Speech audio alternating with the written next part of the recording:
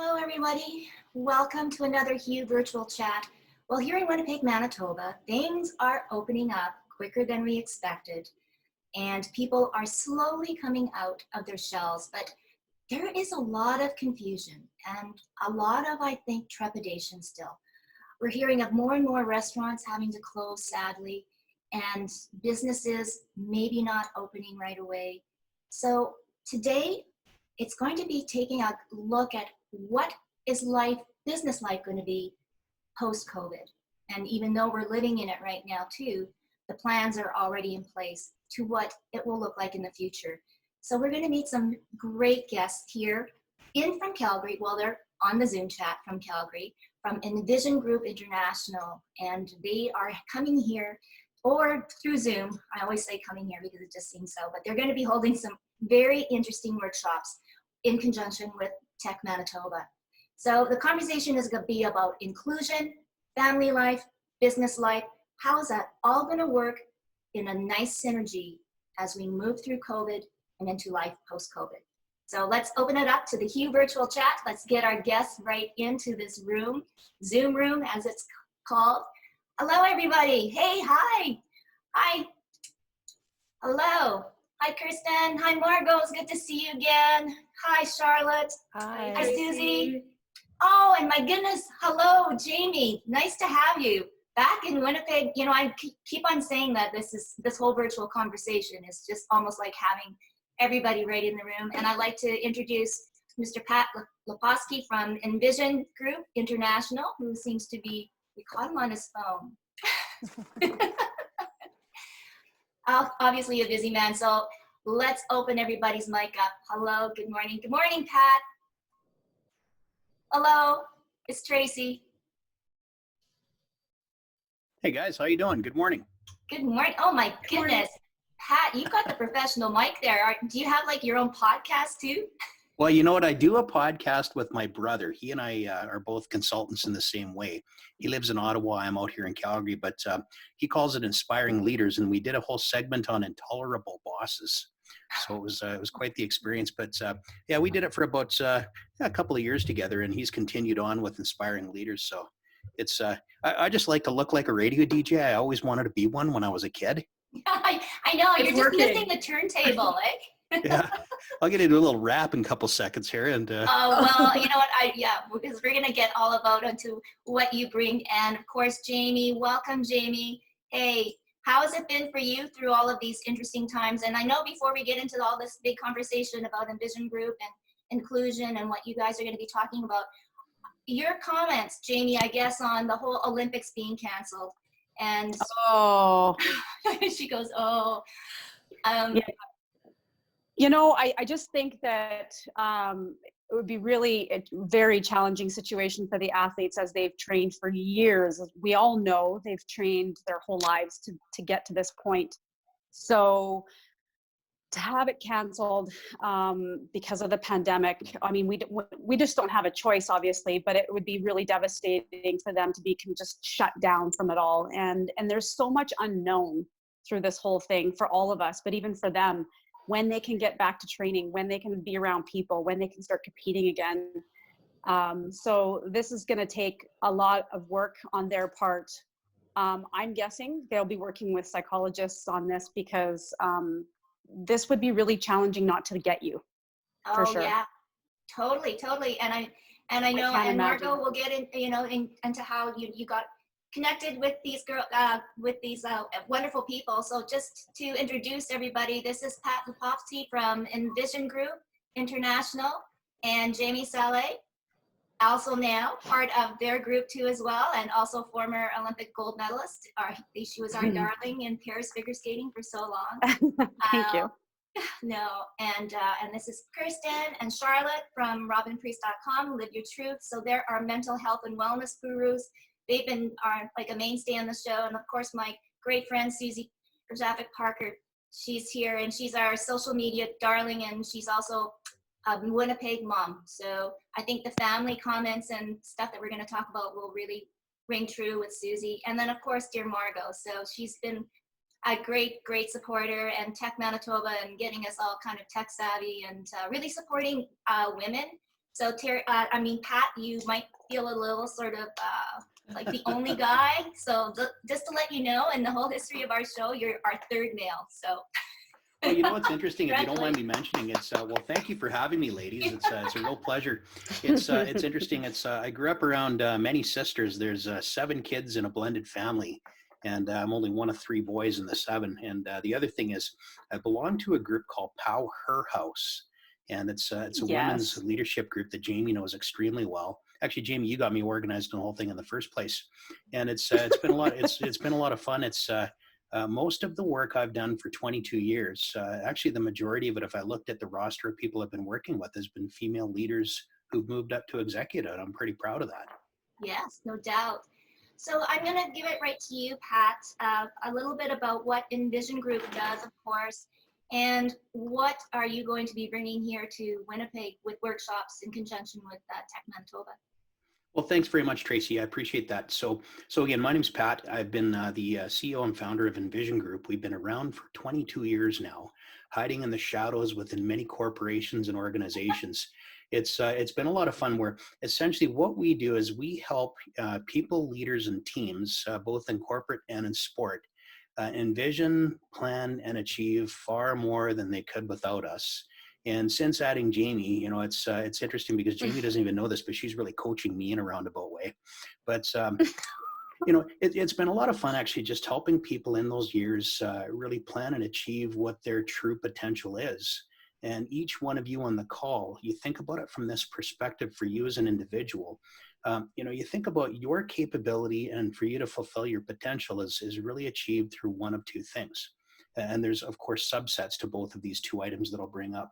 Number 1 is the bedside manner and how you approach people.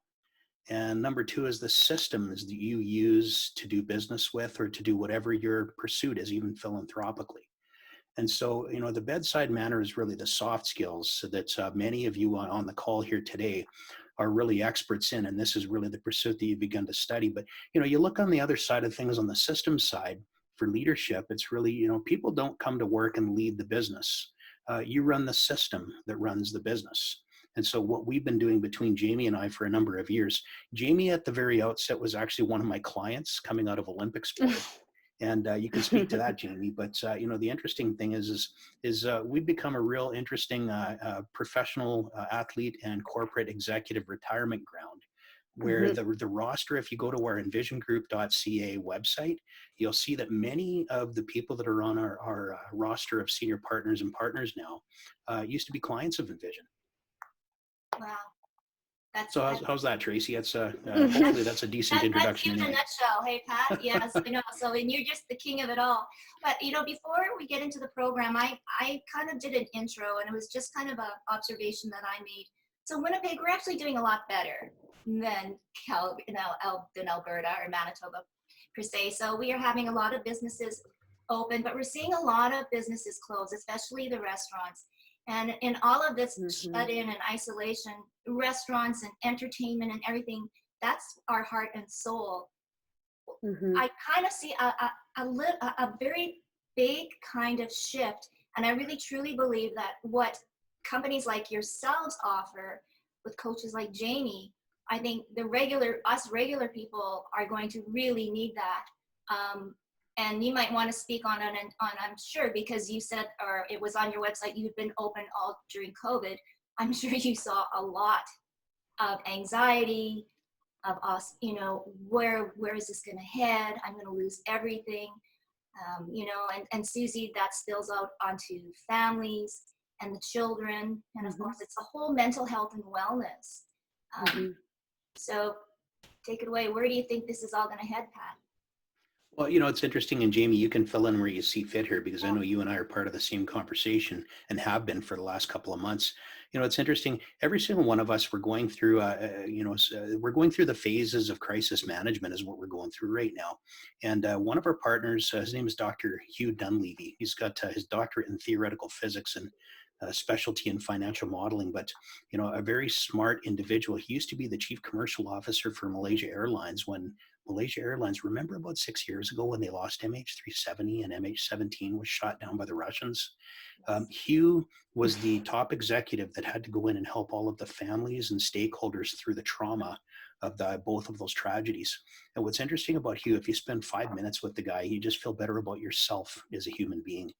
And what he talked about through the learnings of both tragedies is that, first we have to recognize, like, there's 4 phases. First, we have to recognize something's going on. And I think we've all recognized that. The second phase is we have to respond. And you think about it personally with our families, and that's part of what we're going to be talking about in the sessions that we're going to be running.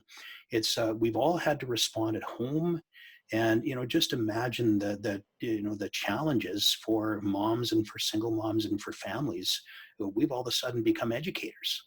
And you look at the different components as we continue to respond. Now, how the heck do we, pardon me to be a little crass here for a moment, but how the heck do we start to plan recovery? And you're seeing that in different provinces. Of course, Manitoba, you're doing fantastic in terms of recovery compared to other areas. But could there be a second spike? Because I think resumption, which is the 4th stage. So again, recognize, respond, recover, resume. Those are the 4 phases of crisis management, and distinct strategies and personal tactics and methodologies have to be deployed at each one of those different steps. Would you add anything to that, Jamie?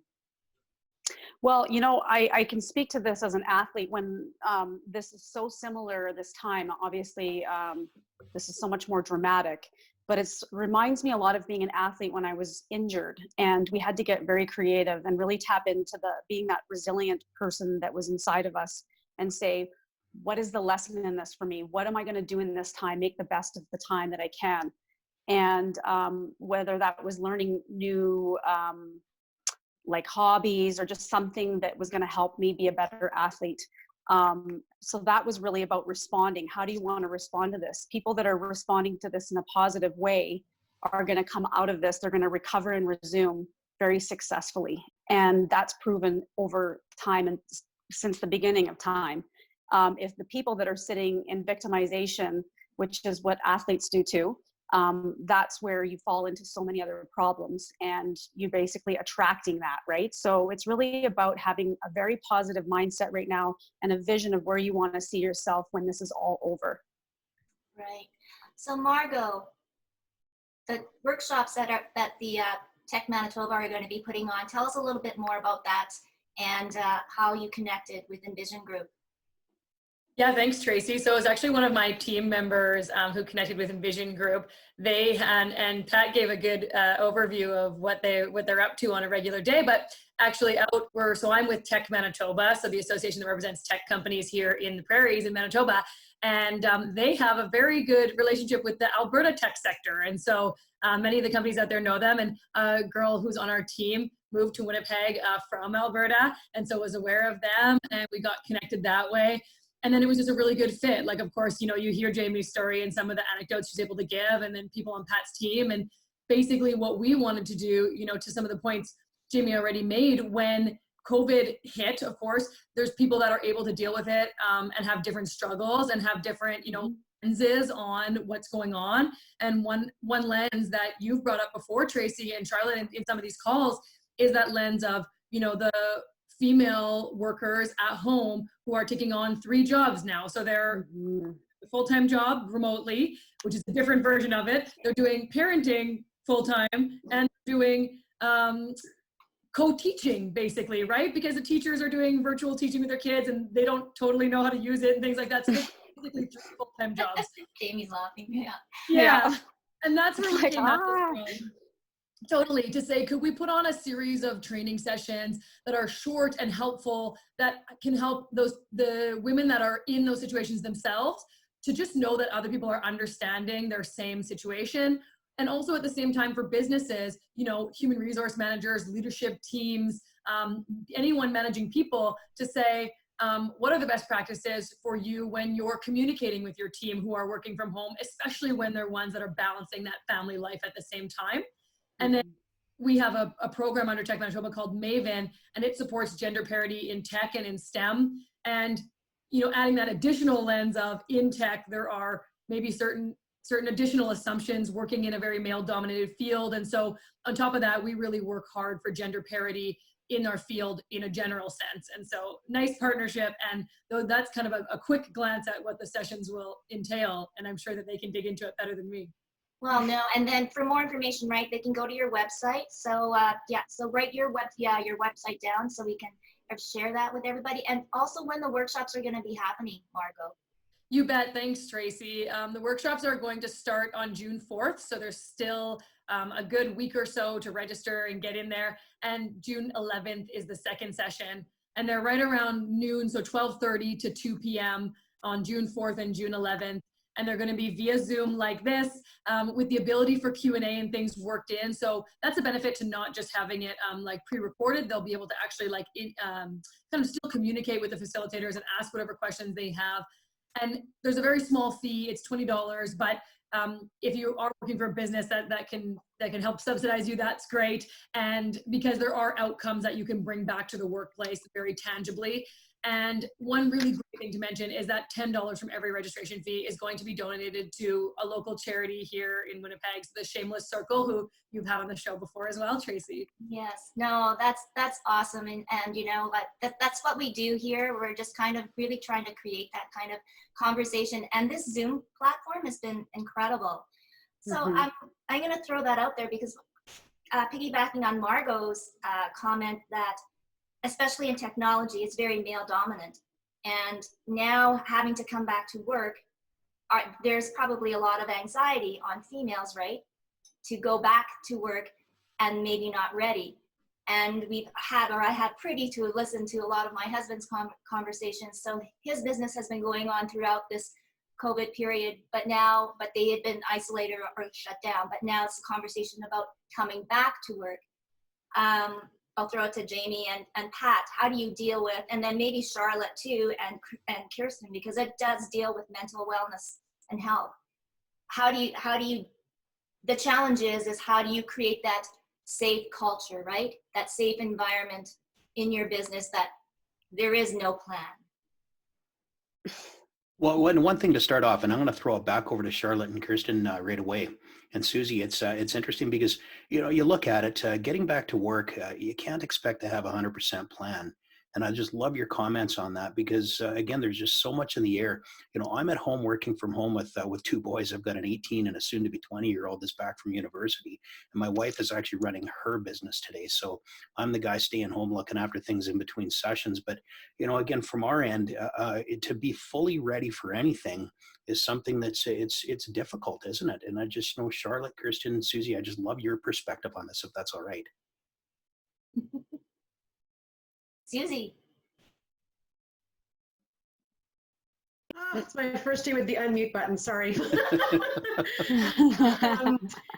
Yeah, you know what? I think that, we've talked about in earlier episodes about how I hesitate to say what things will be like, right? Because we don't really know. There's so much, and I hate this word right now, but there's so much uncertainty around there. But I think what we can do is we have to think about the things that we can control and the things that we can focus on in terms of whether that's, your kids at school, or whether you're working from home and helping yourself be more productive and giving yourself work-life balance if you're working from home as well. Because right now, I said this before, but I'm going to say it again, you are not just working from home, you are trying to survive a pandemic and having to work from home. Not the same thing at all.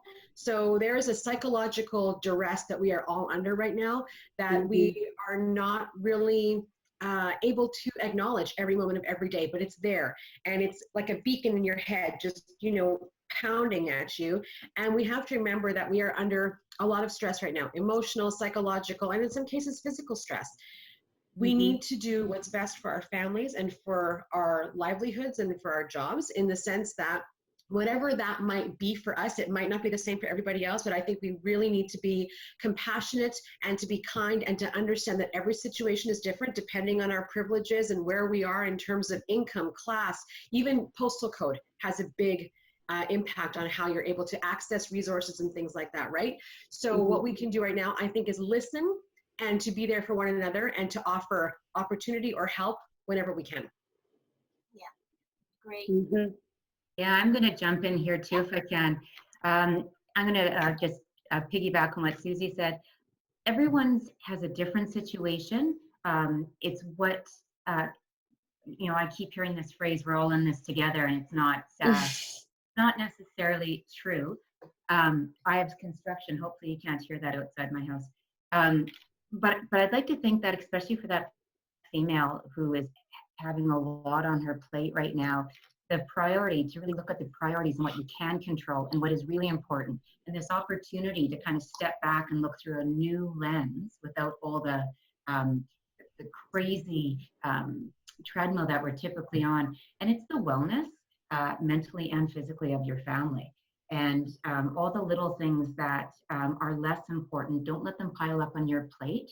Make sure you have some balance in your world and control those things that are really truly affecting the wellness of those within your home. And I also keep hearing about how it's such a difficult time for many people struggling with mental health concerns. And I just wanted to put forth, for my family, it's actually been a huge positive. Yeah, and I'd like to put that forward because I don't think people get that perspective. But for my family, I have a daughter who has struggled for some time, and COVID has given her an opportunity to accept an invitation with a friend, knowing that it doesn't mean she's in a movie theater, in a restaurant, at a party, but she's kind of in a park, one by one, one-on-one, on her terms. And she has just recently had more social activity than she has in a long time, because she's very comfortable with the plans that are being put forth, because she really knows what that's going to look like. And also having, adversity and going through some trauma within our home as a family when COVID hit, and being a place of wellness and recovery, we kind of go, well, you know what? We've got a household of happy, functioning, well adults. We can do anything now. Having said that, for those who are in a place of really struggling and trying to manage a health concern, that would have been the straw that really, broke the camel's back for us. But our experience as a family is COVID has brought a lot of gifts and a lot of opportunity, surprisingly. And there are those small stories out there as well. Charlotte, did you want to piggyback on that? Yeah, Susie, you always have such amazing stuff. Like, write it down. Yeah. You ever want to come work with us? Oh my goodness, because you're amazing. Yeah, and Margaux, what we're talking about with the moms being super moms in this, a lot of what Chris and I are doing for our parent support group that has been really taking off on Wednesday nights is just, giving moms permission not to try to multitask and do everything, but just see what they can handle at this exact moment, and work through that, and just giving them the supports that way. As far as like yesterday, I spent the day on Zoom. We started our training of all the new peer support workers that are starting in the 2 hospitals in Manitoba. So it was a really exciting day for all of us. And when the province started to say we're more businesses are opening, we had just set everything up to do it all via Zoom. And I remember talking to Robin saying, is this going to change it? She's like, no, this is actually, we're doing it Zoom. It's working so much better because we have people up in Dauphin that are being trained and all people down in Manitoba. So businesses are starting to look at how do we incorporate still this working remotely via Zoom, because in a lot of ways it's working well, and as well as start to integrate back into the workplace.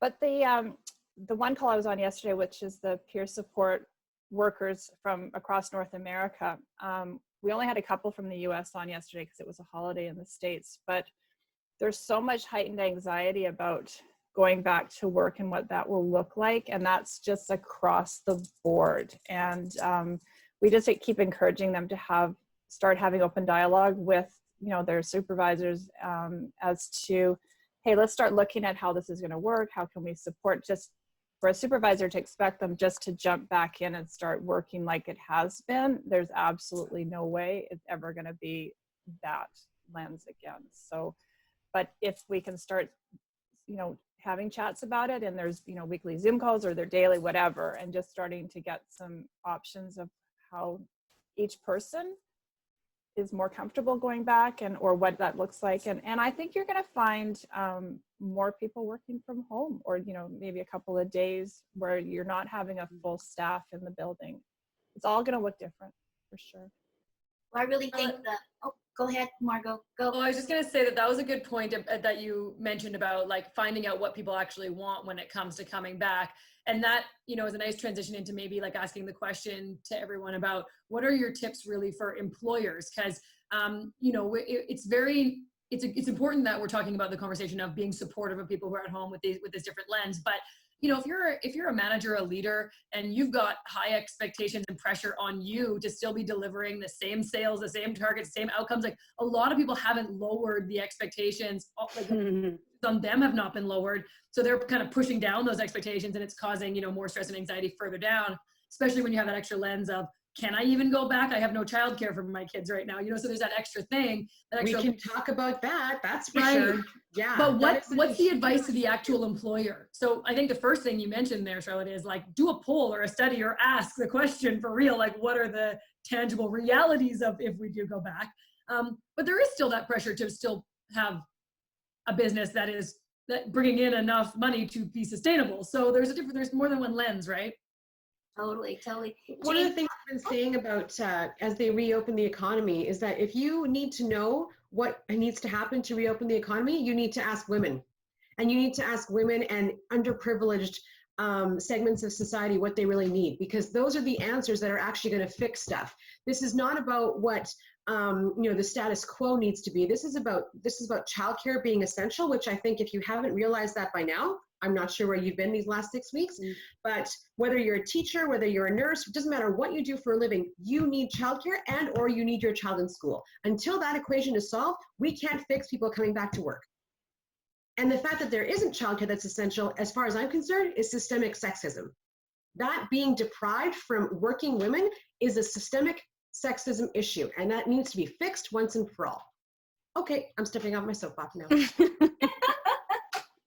Well, I was just going to ask Jamie how she's kind of juggled like everything that we've talked about.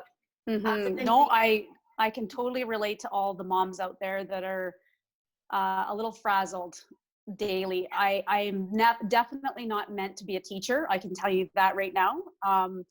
I have had to embrace it like everybody else and just know that I got to give my child the best possible education I can through these sessions that the teachers are sending. I'm fortunate that my grade 7 child, or the child that's in grade 7, he does quite well on his own, but my daughter that's in grade 1, she needs more assistance. And of course they give pushback, you know, it's like, well, I don't want to do this right now because they're out of their environment. So we've really been focusing on, like we've all been talking, is what does our family need right now? And yes, education is still very important in our house, but you know what?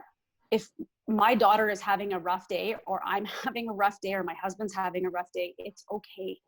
And so we focus on what can we do today to make the best of this time, this whole day, because for me, I feel that we all do better or do well when we're happy, when there's laughter, when there's joy. And I know that this is a time, this last 2 months, it's been challenging to find that, but in our own homes, when there's support, when you're listening, when there's communication, and when you actually ask each other, what do we all need right now? I think that's what's most important. So I think just being kind to yourselves and not stressing about, I got to get every single thing done. And we talk about lowering expectations. It's really just, again, being mindful and kind to yourself, going, I'm doing the best I can with what I've got, with where I'm at, right? And that's all we can ask for. We talked about that being the silver lining through all of this. Yeah. Really. Well, and I think too, to give some more weight to the question that Margaux was answering in terms of what do we tell employers? We tell employers that they need to be mindful that there is going to be a wave of mental health issues that come out of this pandemic, and that their staff need to be fully supported in whatever way that means. So that might mean that they need to change the way that they manage or the way that they lead, in the sense that we need to do what's best for the larger whole here in terms of the common community. So I totally get the numbers and being revenue focused, and obviously you want to sustain the business, yes, but that might mean that you have to change How many people are in the office at any given time? How are we going to have work from home schedules and have people in the office if they want to be in the office versus those who can't be? So I think that employers are going to have to come up with a lot of answers in terms of how are you going to support your employees right now? Because we really need to switch that way of thinking in terms of employees obviously want to be productive and want to, be great at their job, but they need to have that support and they need to have that system within the company that they're working for. Wow. Well, Yeah, Susie, how are the it's companies interesting responding? if I can. Sorry, Jamie. Sorry, go. I was just going to talk, use your stuff. It's really important right now how the companies are responding to their employees. Well, it's funny. Ahead, It's you almost think you picture a roller coaster that goes from one side, goes down into a trough, then comes back up again. Are people on this side going down, or are they on this side going up? And it's interesting. It's emotional times, and the human default is to go to the negative. So really, as strong parents and strong leaders, within business, within our home environments, it's to know the people around us. Do you think they're going down the roller coaster, or are they going up the roller coaster? And when they're going up, it's great to get them excited, to give them things to hope for, give them things to look forward to. But if you find that they're going down, it's to sit back and ask questions and get them talking and be inquisitive. We're gifted with 2 ears and 1 mouth for a reason in a lot of ways. But just think about it. It's a simple item to look at. Are they going down, or are they going up? And going up, get them excited, talk about what they're hoping for, what this afternoon, tomorrow, next week will look like. But if they're going down, it's asking them, really what's going on. My favorite question during this tricky time is to go back to different individuals and just sit back and ask them the question. Like right now, if I asked any one of you on the call, what are you most proud of? Or like, what are you currently doing over the last few days and few weeks? Margaux, you got a great idea in your mind. We could talk about that afterward. But as soon as you ask that question, just watch the response you get from people, because all you're doing is you're encouraging them to go from the downside to the upside just in their thinking. And I know, Jamie, you do that every day with visioning. And I know it's an area that you love doing. Well, because we're all human, and everybody has responded to this at some point with fear, or like because of fear or anxiety or any kind of negative thoughts. It's so important to go back to the gift and what you are proud of and what you have been doing in this that has been positive. And that's what our family's doing. I'm not going to pretend that our family's been perfect at this. We haven't been flawless. I would say mostly we're grateful for the pause, in the sense that we get this amazing quality time together, but it has really mentally challenged us as well at different times. And Pat, constantly do that. I'm always asking my kids to write down their gratitudes, and always talking about, it's not always about, well, you got to think about the people that are less fortunate, because we do that, but it's right now with how you feel, what you just said, Pat, like, what are you most proud of? That's so important. It changes their state. And I know for my children, especially, they actually get lit up. And it's the same thing for an adult. As soon as you focus on the good, completely changes everything. Well, Tracy, I'd love to ask you that question. You're sitting back, and it's wonderful. Yeah. You've got this great, this virtual chat. And again, I'm just so proud to be on part of the call here as part of the voice with everybody else who's on here. But, you got to be proud of what you set up in terms of passing on a message through this medium. Well, you know what? I am. When you said that, those very simple phrases and simple words, and I have, of course, created a database of all of the guests and people that we have had on, and it is pretty amazing. It's not quite as impressive as your list, Pat, but it is, and just making great friendships, and to stand by Susie and saying that we have to give a voice to the women, the vulnerable. That's sort of been our mainstay of the Hue crew, and now this virtual chat. And now it's been so wonderful to connect with people like Jamie and like Charlotte and Kristen and Pat, yourself and Margaux. It's just because that old saying, it takes a village to raise a child. Well, it takes the world to raise a family. But, while I'm thinking about all this, the old phrase too is that we are living in unprecedented times. So we do now, if we want to look at the positive, we have a chance to write our own history, to, maybe send everything in a upswing on that roller coaster ride, right? Instead of careening downhill. I was just wondering, thinking more of on a global the big corporations, and, Jamie and Pat, yourself, you don't have the luxury now stepping onto the podium and, being there with everybody. How is that going to affect your business now and what you do? Well, quite honestly, I sit beside my dryer window with my iPad with a scene of something going by and sit beside it, so I feel like I'm on an airplane again. It's normally we're traveling quite often, but it is interesting because I'm a personally, like, I love being around people. That's where I get my energy. So does Jamie. I know you're nodding up and down on that too, and it is tough. But I got to tell you, this medium here, just connecting with people online to see the faces of each one of you and see the expressions, like, so much of communication is not the spoken word, and we need that. And I've had virtual beverages and coffees with people over the last 2 months. I'm sure we all have. And I think to get rich, we're going to all go on a bottle drive after this. But but the whole idea of doing what we're doing is we do have to stay connected, and that's going to be a huge thing. Companies are having a tough time with it, but I think Zoom had over 1 billion new subscribers by the second week of April. And it's just incredible, like, technology wise, it's, for what technology is doing for these unprecedented times is actually quite impressive. Mm-hmm. And did you buy shares in Zoom? I wish I did. Yeah. I know. Oh my goodness. Well, and then let's get back to technology too. Margaux, you've been such an advocate for that. How has that sort of survived this whole kind of COVID-19 pandemic? I mean, yes, okay, technology is great. As Pat just said about Zoom, but there is sort of the downside, right? Trying to get people connected. Yeah, thanks for asking, Tracy. It's so tough for me to have these conversations, because, like, Pat makes such a good point, and I love technology. I use it so actively, and obviously I work for Tech Manitoba, and we represent, the interests of tech companies in Manitoba to make sure that they thrive and grow. And so we're seeing all this super exciting new tech all the time. There's been some really cool things that have come out of COVID of tech companies, new kind of software developers and providers that are creating, apps to help connect people. And like Abicon in Winnipeg is just launching Good Local, where it's a platform to sell like products and services online for small vendors, like people who would have gone to farmers markets before but can't do it. Now it's like, he's calling it kind of like our local Amazon. So these e-commerce things coming up, and it's so exciting. But the piece that's like tough when I have these conversations is that I know all the numbers and all the realities of the other side of the coin, which is people who are not digitally literate, like people who do not know how to use a computer.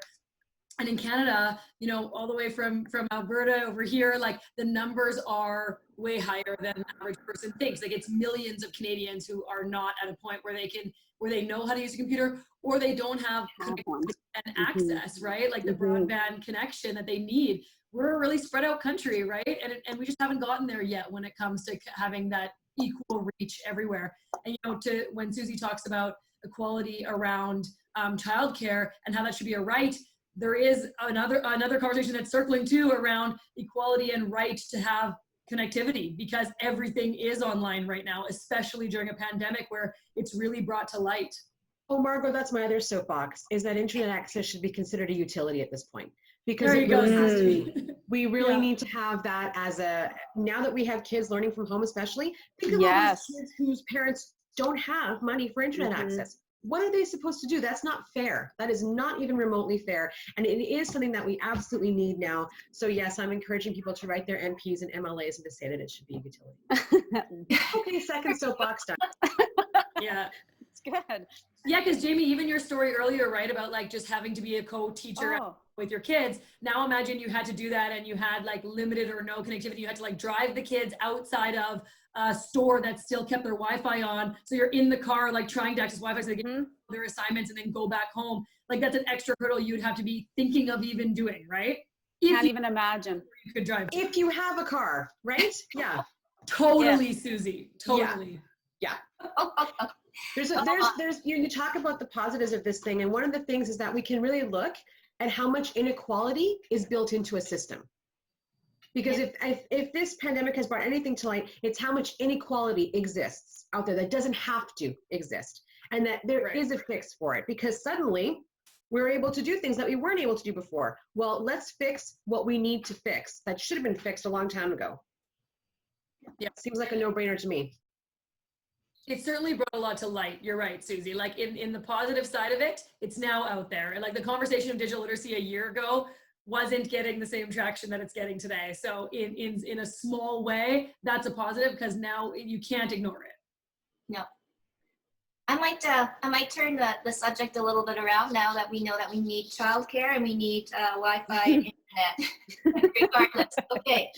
Well, we're gonna have the mayor's wife on Thursday, Susie. So save all of that piece and no. Tracy's great. She's great. She's great. She is awesome. She is awesome. So this is maybe directed with Charlotte and Kirsten, sort of on the well-being and the mental wellness, and then Pat and Jamie too, and Susie jumped in. But we had a discussion about things are opening up quite quickly. Like June 1st, gyms are open. They were like phase 3, like in the fall, and then it was arenas and sports. Here, obviously now, golf is already on, which was really kind of cool to see. Granted, NHL probably will happen and start in the fall. They're got the wheels rolling.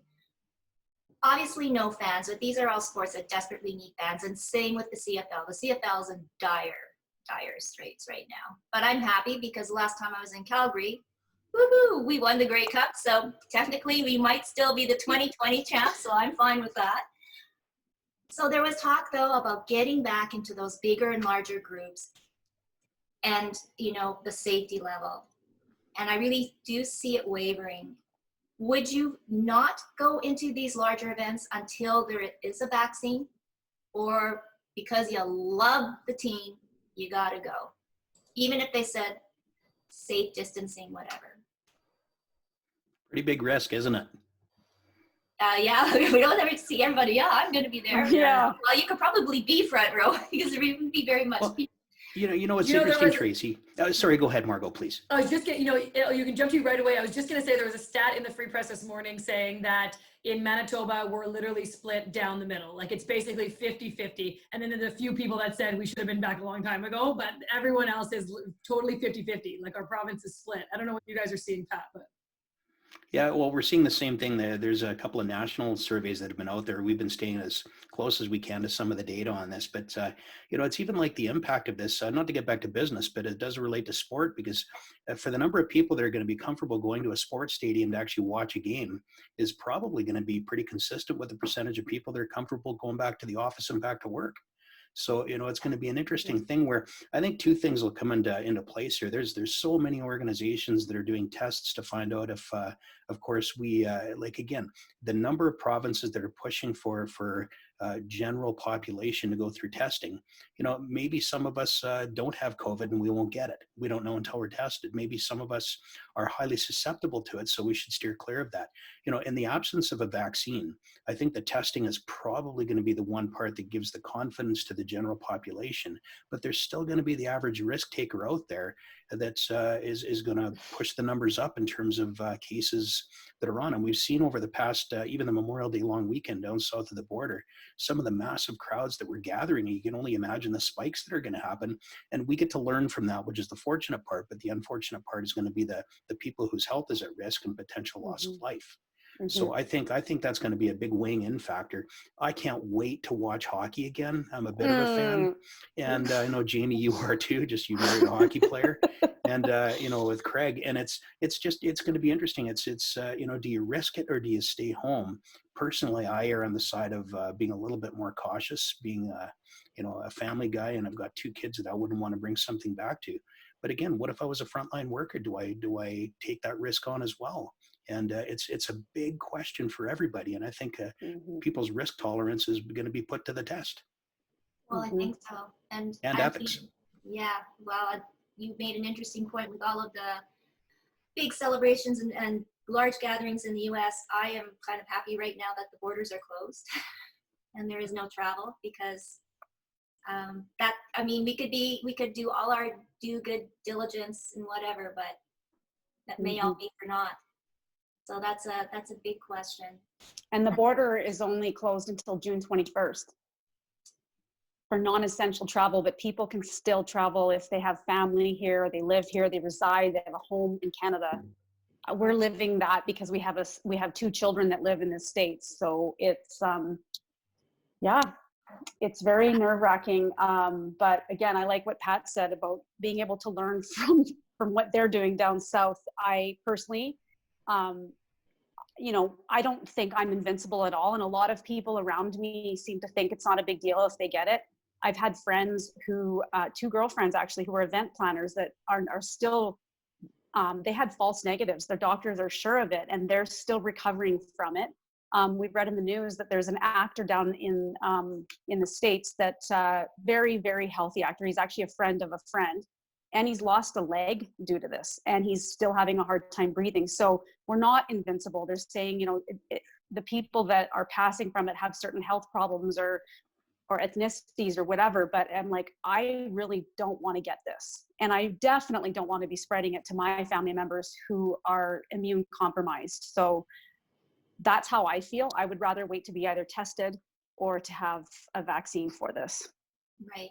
Honestly, Jackie, it's interesting. Sorry to jump into this comment, but it's I apologize for that, but it's interesting. It's I'm passionate about this. That sometimes when we're going through adversity and we're going through some of the challenging times, denial is a big part of this. And I just encourage everybody to just instead of being risk tolerant, look for the facts as much as you can, just as Jamie was saying, and then all of you were talking about on this call. Yeah. Mm-hmm. And we're very fortunate too that, like Charlotte, with your peer support, peer support workers that we got this amazing grant from. I think totally having these extra workers around will be amazing.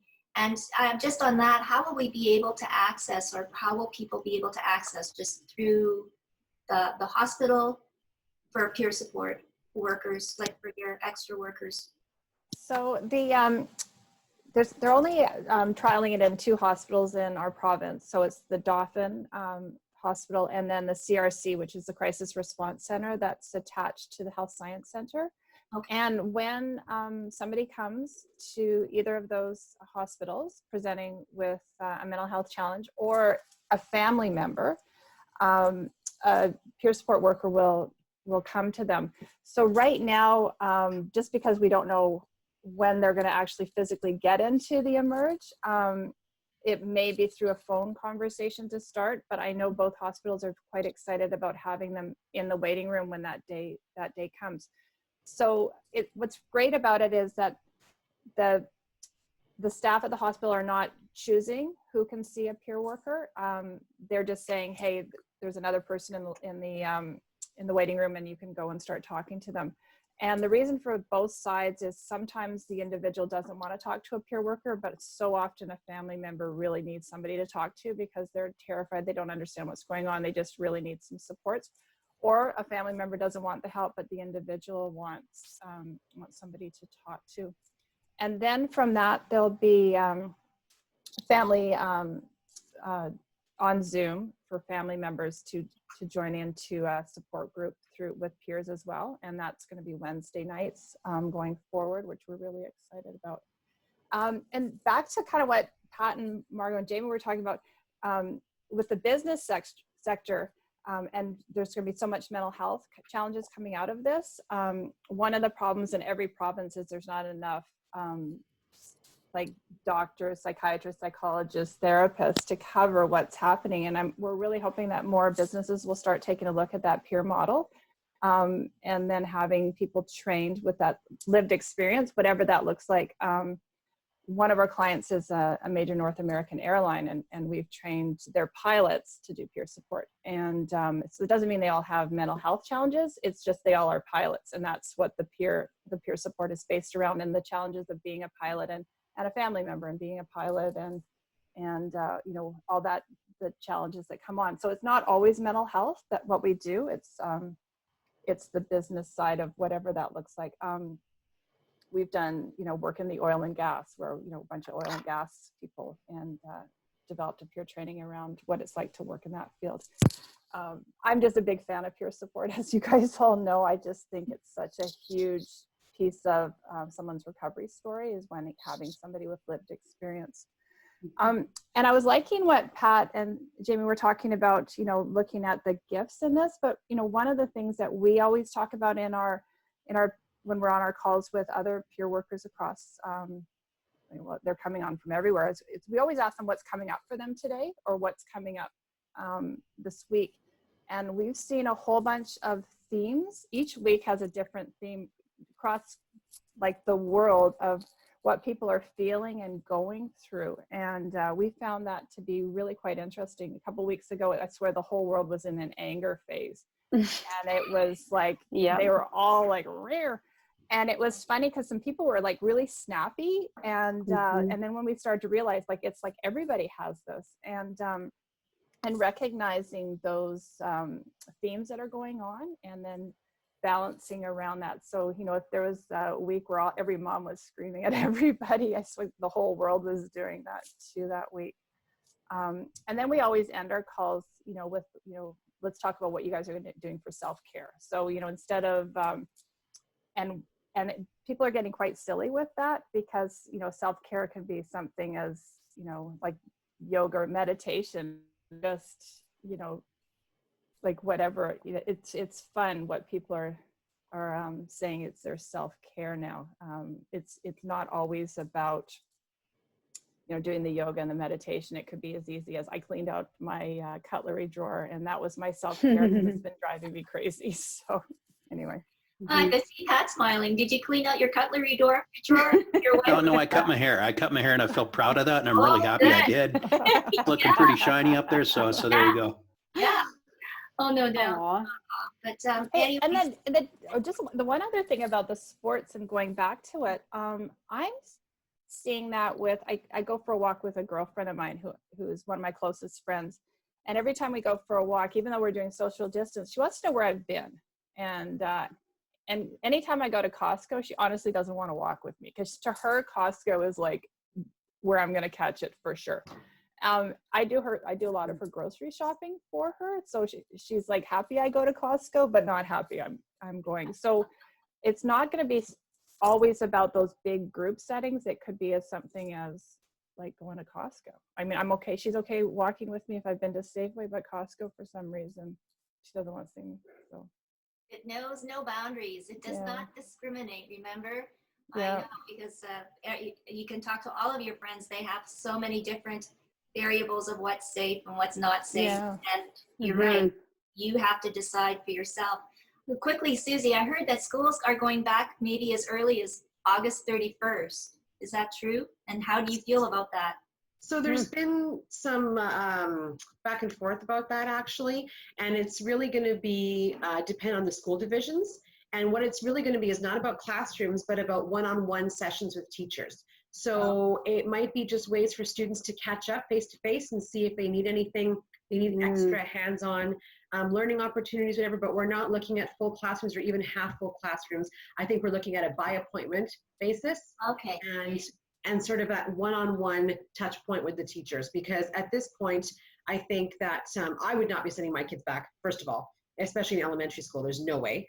So I think that we're looking at a government, move to get things back to normal, but most parents are like, oh no, we're not ready for that yet, not back to normal. So I think we're going to see a very gradual transition back to school. And as for the August 31st date, that again is just to get those days, I think, into the calendar, and get kids started a bit earlier. I know, I found that very kind of whoa, but now with you, when you explain it, now it sounds okay. But even at that, I guess maybe that's just to take relief off of, I guess, the parents too. I don't know. Well, how many are going to take it? As we talked about, a lot of parents and students are struggling, right? If they don't have that access, or if they don't have the resources that they need at home, then they do need that extra one-on-one time with the teacher, for sure. Right. Okay. Wow. Well, thank you, Noah, so much. It's been so great to see you, Jamie, again, and nice to meet you. Nice to see you too. Yeah. No, and hopefully you can come to Winnipeg, or sometime soon, and we'll have you back on a real show. Well, I yeah, would love that. thanks for having us. One of our partners with our Envision team is actually right in Winnipeg. His name is Scott Donald. He's a local, and so he's on our website as well. But again, I got to tell you, it's a real pleasure to be on with all of you, and thank you for even considering bringing a guy onto the call. But I really appreciated the perspective of each one of the, everybody who participated in today's conversation, and it's in some ways we're all learning in this together, and that's the big thing that I'd like to take away. And for me, it's learning more about businesses like Envision Group, and having worked for another big company, which I think, Pat, I think you do have a history with too, with Shaw. Absolutely. Learning about the corporate environment and what your group does. And I think that your work was, and of course, having Jamie on your team, is going to be so important moving forward with a lot of these businesses, both medium, small, and bigger corporations. So appreciate it, and definitely your courses that you're going to bring to Tech Manitoba. Thank you, Margaux, once again. Yes. Oh, and I was just watching our Hue crew, and unfortunately, we were just talking and so excited about you doing your TED Talk this year. No, but Are you doing it Zoom? TEDx Winnipeg crew will be revamping everything for next year. So Yay. just delayed. Just delayed. Yes. You have another full year to then practice, so then you're going to be bang on. That's exactly it. And the topic of digital literacy will only be more at the forefront of people's minds because of the pandemic. So hey, you're good. Or you could just talk about silver lining. Yeah. Well, so good to see you. And thank you so much, Charlotte, Susie, and Kirsten for joining. And don't forget Tracy Bowman on Thursday. And Pat and Jamie, you're welcome to come too. Thank you. Okay, take care, everybody. Thank you, everybody. Nice meeting you guys. Take care. Bye-bye. Bye-bye.